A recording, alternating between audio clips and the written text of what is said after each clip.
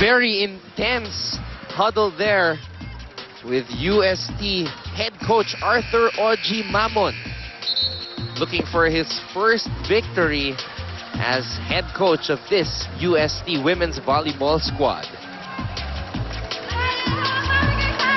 Talked to him a while ago and asked him what is the outlook for his team here in his first year. At sabi niya, he wants to go back to the finals, but after the 2 games, sabi niya, kaya pa rin pero pahirapan na. It's gonna be an uphill climb.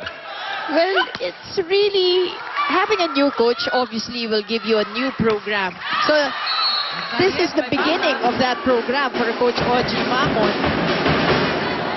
Plus a lot of new players for Coach Oji. So it will really be a difficult climb to the finals this year. But of course, it really depends on the other teams and how they will progress. And of course, speaking of rebuilding, FEU started rebuilding last year. Yes, I think the FEU on the other hand is on the 2nd year of their rebuilding program. And grabe yung nawala sa FEU from season 72 to season 73. Players like April Jose, Shaira Gonzalez, gone, Sherry May Vivas. Ang lalakas, and some of them did not even finish their their UAAP years.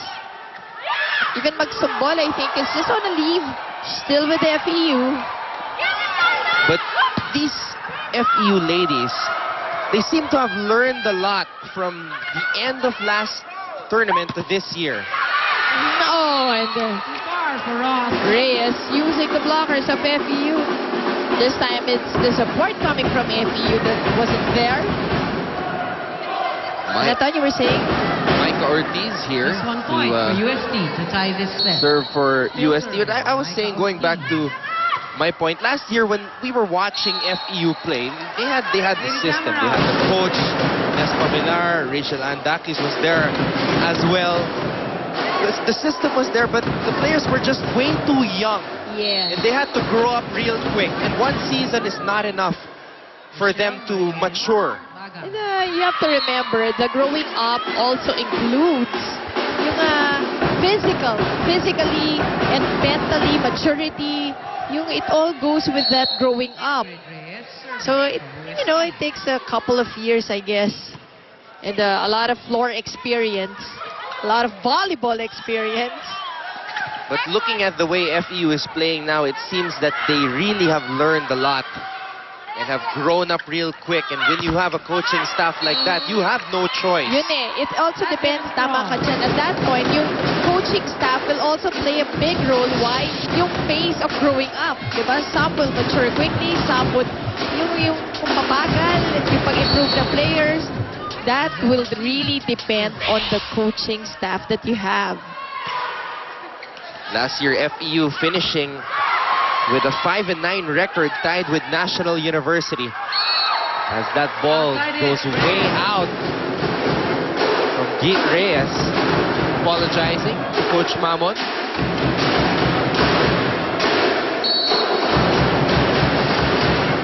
Giselle C now to serve for FEU.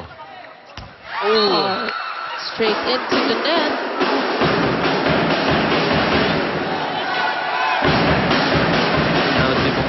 For UST. Again, we are having another close encounter here. UST taking the first set, 25-19, and for both teams back-to-back service errors.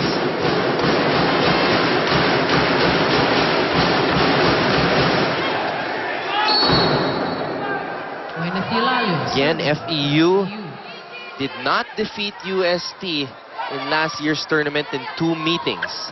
Oh, combination play, and it works for UST. Beautiful execution there.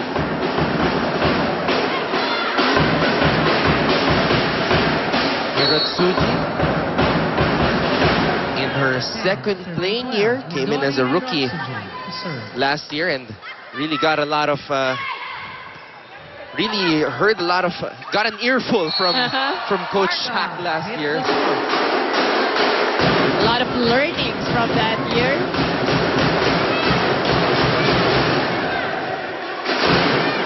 Siguro, naging mas matapang din si Hirotsuji after her first year with UST, making the finals. Ortiz! Oh, Micah Ortiz! They will really need a lot of points coming from Micah Ortiz again.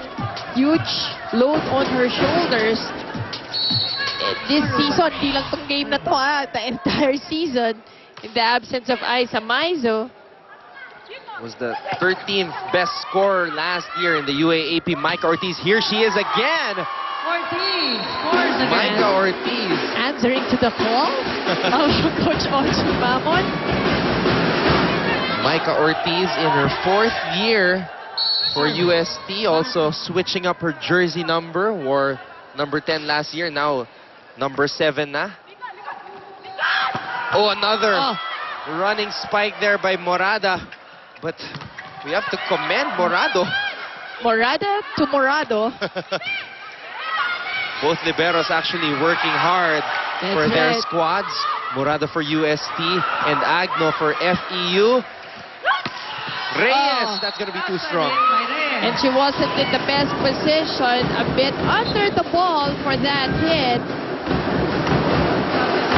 So Reyes goes out as Pam Lastimosa comes in. And we were talking about Lastimosa a while ago. Is she really the sister of Carlo? Yes, sister of Carlo Lastimosa. And hi to the mom, Chick. Hello, I'm sure you're watching this.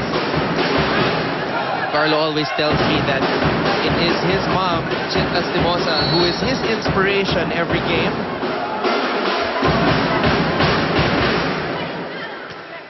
I'm sure ganun din kay Pam. And of course, her dad, Danny Lastimosa also. Ortiz. And I don't think Coach Mawan was happy about that. Free ball now. Chance to rectify. And that time, Ortiz used her tools. Because she has them. She has the tools to really do something like that. That's right. Sometimes, you know, what's the problem for UST, at least in the last 2 games, is really the first balls. Kasi kung maayos lang ang first ball, they could always run that Ortiz running hit. But again, if you are a UST fan, you would argue that mga Final Four teams yung mga nakalaban namin in our first 2 games. Ateneo and then Adamson University. Again, while the iron is hot, sige na, just go to that play. Milk that play. And Ortiz will take a breather here. And we're sure it's going to be a short one.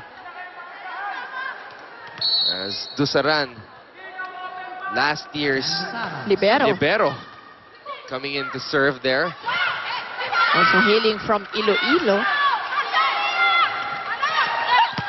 And Pam goes down the line and gets that point. 16-15 in favor of UST. Back with more volleyball action. Stay with us, please.